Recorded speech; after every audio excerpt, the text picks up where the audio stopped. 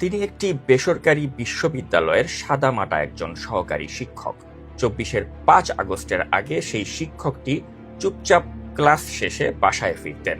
হাসিনার ফ্যাসিবাদী অপশাসনের বিরুদ্ধে যখন আসিফ নজরুল এবং আরও অনেক শিক্ষকেরা রাজপথে নেমেছিল, তখন শিক্ষক নামের এই ভীরু ও কাপুরুষ ব্যক্তিটি জুলাই আন্দোলনের প্রতি একাত্মতা ঘোষণা করে রাজপথে নামতে পারেননি।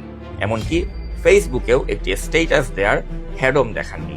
প্রিয় দর্শক, আমি এতক্ষণ কথা বলছিলাম বাপের দোয়াতে জুলাই আন্দোলনের পর রাতারাতি বিরাট হনু বনে যাওয়া স্বরাষ্ট্রমন্ত্রী সালাউদ্দিন আহমেদের ছেলে সাইদ ইব্রাহিম আহমেদ প্রসঙ্গে।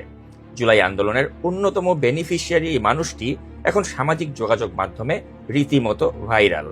২৪ আগস্টের রাজনৈতিক পট পরিবর্তনের পর তড়িঘড়ি করে স্ট্যালিয়ন ক্যাপিটাল লিমিটেড নামক একটি প্রতিষ্ঠান গঠন করেন সাইদ ইব্রাহিম আহমেদ।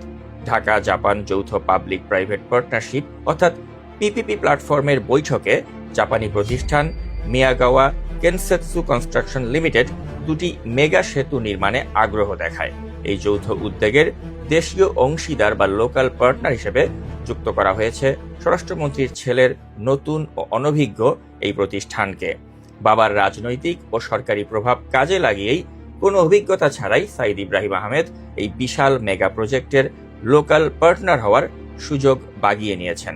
এমনকি চূড়ান্ত কাজ পেতে তিনি সম্প্রতি সরাসরি সেতু সচিবের সঙ্গে বৈঠকও করেছেন, যে ছবিটি আপনারা স্ক্রিনে দেখতে পাচ্ছেন। মূলত সাইদ ইব্রাহিম আহমেদকে জাপানিজ কোম্পানিটি লোকাল পার্টনার করেছে তার বাবার প্রভাবে ব্যুরোক্রেটিক ঝামেলা এড়িয়ে প্রকল্পটি সহজে পাশ করার লক্ষ্যে। অন্যদিকে প্রায় ৪২,০০০ কোটি টাকার এই প্রকল্পের গ্রিন সিগন্যাল মিললেই সরকারি প্রণোদনার ১.২৫% প্রণোদনা অর্থাৎ প্রায় ৫২৫ কোটি টাকা সাইদ ইব্রাহিম আহমেদের পকেটে ঢুকবে। প্রিয় দর্শক, আপনারা জানেন পূর্ব অভিজ্ঞতা না থাকা সত্ত্বেও শুধুমাত্র রাজনৈতিক ক্ষমতার জোরে এই সাইদ ইব্রাহিম আহমেদকে ক্রিকেট বোর্ডের পরিচালক বানানো হয়েছিল। পাবলিক প্রাইভেট পার্টনারশিপ বা পিপিপি নীতি অনুযায়ী তার এই প্রকল্পের জন্য প্রয়োজনীয় জমি অধিগ্রহণের বিশাল ব্যয়ভার বহন করবে বাংলাদেশ সরকার, অর্থাৎ সাধারণ জনগণের করের টাকা।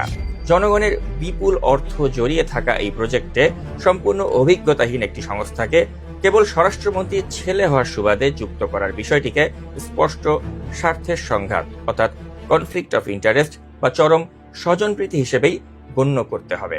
সোজা বাংলায় বললে, আমি বা আপনি যদি সালাউদ্দিন আহমেদের ছেলে না হই, তাহলে কোনো চাইনিজ বা জাপানিজ কোম্পানি কিন্তু আমাদের কথাতে আশ্বস্ত হয়ে এ ধরনের পিপিপি প্রজেক্টে জড়াবে না।